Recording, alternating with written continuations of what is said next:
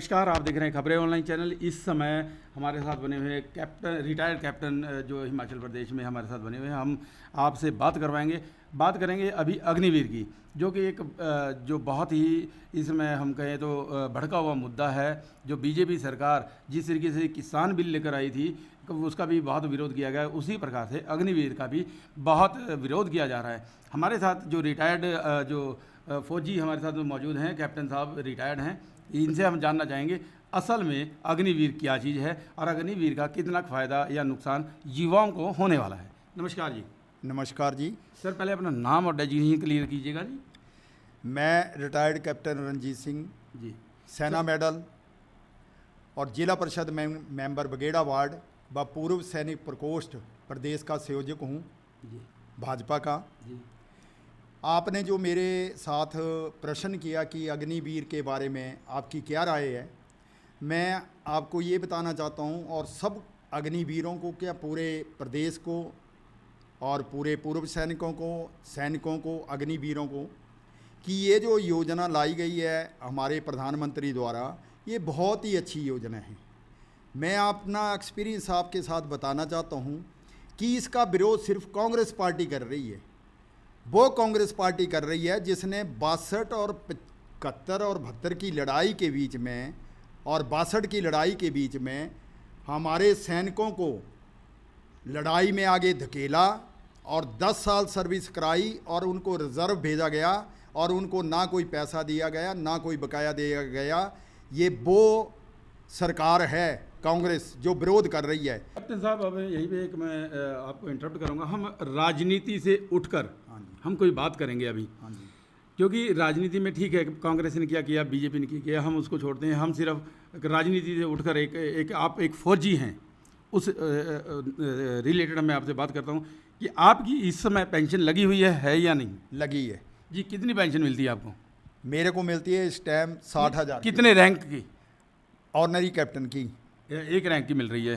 तो एक और मैं जानना चाहूँगा, जैसे अब अग्निवीर की हम बात करते हैं, तो अग्निवीर में जितने भी बच्चे अब शामिल होंगे उनको पेंशन नहीं दी जा रही है, जो घोषणा पत्र उन्होंने बताया है। तो ऐसे में क्या भविष्य रह जाता है अग्निवीरों का? ये जो आपने पेंशन की बात की सर, मैं आपको सिर्फ ये बताना चाहता हूँ कि अग्निवीर जो पॉलिसी है, जिसमें 4 साल के बाद आने के बाद जो है हमें तकरीबन 26-27 लाख रुपये मिलेगा। जब मैं भर्ती हुआ था, मैं हुआ था 21 साल में भर्ती, मैं 32 साल सर्विस करने के बाद 12.5 लाख रुपया लेके आया। और जो अग्निवीर 4 साल नौकरी करने के बाद 26 या 27 लाख रुपया लेके आएगा और उसमें से इंटरटेन भी होंगे 25%।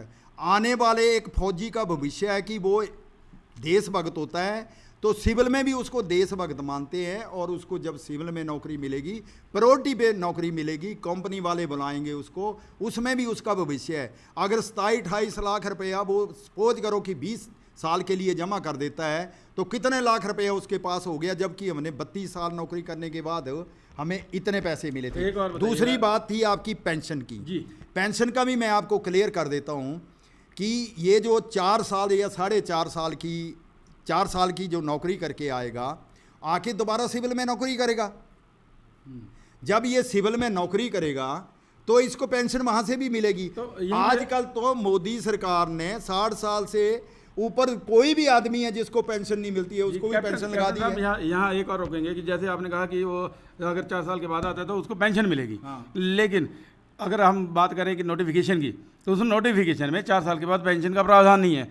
तो वो कैसे आप कह रहे हैं कि दूसरा सवाल मेरा, कि आपने कहा कि उनको नौकरी दी जाएगी, स्टेट गवर्नमेंट देगी। अगर स्टेट गवर्नमेंट जैसे हरियाणा गवर्नमेंट है, आपकी हिमाचल गवर्नमेंट हो गई है, उसी हिसाब से कई जो यूपी गवर्नमेंट है, उन्होंने ये अलाउ कर दिया कि हम जो भी अग्निवीर आएंगे हम उनको सरकारी नौकरी देंगे। तो नोटिफिकेशन में ही उनको दोबारा नौकरी का प्रावधान क्यों नहीं किया गया? ये जो आपने पेंशन की बात कही सर, पेंशन की बात मैं नहीं बोल रहा हूँ कि 4 साल के बाद उसको पेंशन लगेगी। 4 साल के बाद पेंशन लगने का कोई प्रावधान नहीं है, लेकिन उसको जो इतना पैसा मिल रहा है 26-27 लाख रुपया, जबकि वो 21 साल में वापस आ जाएगा और दोबारा आके कोई कोर्स कर सकता है, वो उसके बाद नौकरी कर सकता है, उसको ज़रूरत ही नहीं पड़ेगी पेंशन की। 26-27 लाख रुपए को अगर वो जमा करा देता है MIS स्कीम के दौरान, उसको हर महीने पेंशन मिलेगी। दूसरी बात आपने कही है कि इनको फ़ायदा क्या होगा। नौकरी की बात ऐसे है कि नौकरी की गारंटी कोई नहीं दे सकता है। जब हम पेंशन आए, अगर घर में आके मेरी टांग में प्रॉब्लम हो जाती है, मेरे को हेल्थ में कोई प्रॉब्लम हो जाती है, तो अनफिट आदमी आप ही अगर मैं आपकी बात बिल्कुल सहमत हूँ सर कि अनफिट आदमी नहीं नौकरी हो सकता है या कोई गारंटी नहीं है उसके, लेकिन अग्निवीरों को अप्लाई करने मतलब एक्स सर्विसमैन का दर्जा नहीं मिल रहा है, तो ऐसे में वो कैसे अप्लाई कर सकेंगे जब अप्लाई करने की उनके पास प्रावधान ना हो। ऐसे है कि जब पूरे 4 साल के बाद ही ये अग्निवीर आएंगे तो पुराने वाले जैसे जैसे रोटेट होते जाएंगे, एक तो बेरोजगारी खत्म हो जाएगी हमारी, दूसरा क्या है कि 17 साल से 21 साल के बीच में जो बच्चे आज नशे की लत में पड़ गए हैं उनको काफ़ी फ़ायदा मिल जाएगा कि वो उस नशे के बीच में नहीं पड़ सकते हैं। आखिरी सवाल एक मेरा आपसे, जैसे कि अग्निवीर की भर्ती हो रही है 4 साल के लिए, ऐसे ही लेफ्टिनेंट की भी होती है, कर्नल की भी होती है, डायरेक्ट जो भर्ती हैं उसमें भी क्या यही 4 साल वाला जो उसमें प्रावधान नहीं है उनके लिए, ये ऐसा कुछ नहीं है? तो ऐसा भेदभाव जो फौज में किया जा रहा है तो उसके बारे में आपका क्या ख्याल है? सर, आर्मी के बीच में कोई भेदभाव नहीं किया जाता है जी। आर्मी एक ऐसी फौज है जिसके बीच में किसी के साथ कोई भेदभाव नहीं किया जाता है। आपने जो बात कही कि अफसर के साथ ऐसे क्यों नहीं किया जा रहा है, मैं आपको ये छोटी सी बात बताता हूँ कि अफसर तो हमारे पहले ही 12-13 हज़ार जो है इंडियन आर्मी में कम चले हुए हैं। जी। अफसर की तो पहले ही हमारे पास डिफिशेंसी है।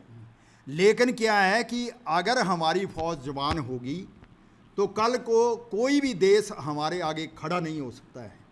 जैसे कारगिल युद्ध हुआ, हमारी फौज अच्छी थी, तगड़ी फौज थी, जवान ठीक थे, तो हमने उसके ऊपर लड़ाई में जीत हासिल की है। और ये जो दूसरा 4 साल का प्रोग्राम चला हुआ है और इसमें 25% जो रेगुलराइज हो जाएंगे, इसमें कोई प्रॉब्लम नहीं आएगी। आज पता नहीं 2-3 पेपरों में मैंने पढ़ा था कि वो बिंदल वाले फिर दूसरी कंपनियों वाले बोल रहे हैं कि जितने भी अग्निवीर आएंगे हम सिक्योरिटी में रखेंगे, नौकरी में रखेंगे, क्योंकि एक जब सैनिक वापस आता है तो उसका माइंड ऐसा सेटअप होता है कि वो हर काम को ईमानदारी से करने की कोशिश करता है।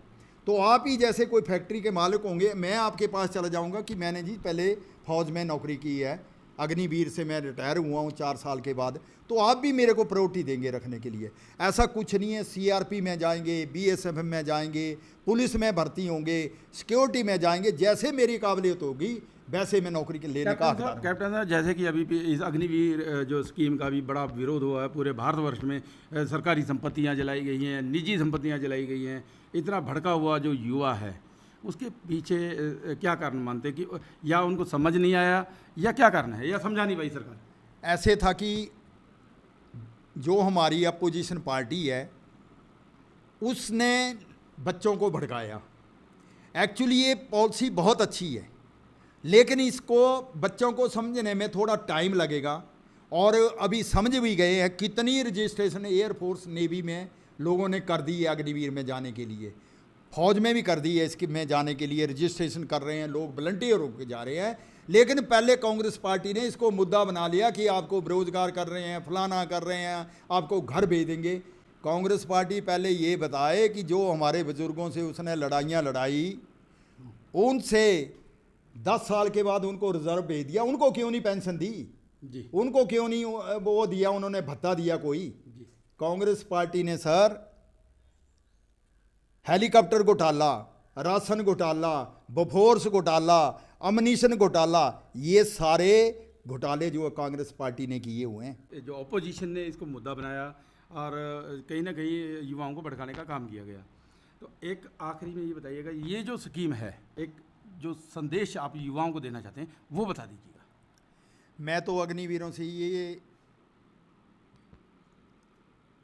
बोलता हूँ कि ये इस स्कीम को ज़रूर अडॉप्ट करें, क्योंकि ये जो पॉलिसी है बहुत बढ़िया पॉलिसी है, जिससे हम हर चीज़ से संतुष्ट हो जाएंगे। हमें पैसे की जगह पैसा मिलेगा, सम्मान की जगह सम्मान मिलेगा, एक हम देशभक्त बन जाएंगे, एक हम जब रिटायर होंगे तो फौजी कहलाएंगे। ये सबसे बड़ा मान सम्मान है। धन्यवाद। तो ये हमारे साथ बने हुए थे कैप्टन रणजीत सिंह जी हमारे साथ बने हुए थे, और इन्होंने अग्निवीर स्कीम के बारे में जो कुछ आपको बताया, बड़ा ही सुंदर तरीके से इन्होंने जो स्कीम, एक्चुअल में जो स्कीम है शायद सरकार समझाने में कहीं ना कहीं असफल है, लेकिन ऐसे ही आप और जो हमारे पूर्व सैनिक हैं या सैनिक हैं उनसे आपको रूबरू करवाते रहेंगे। बने रहिए खबरें ऑनलाइन के साथ।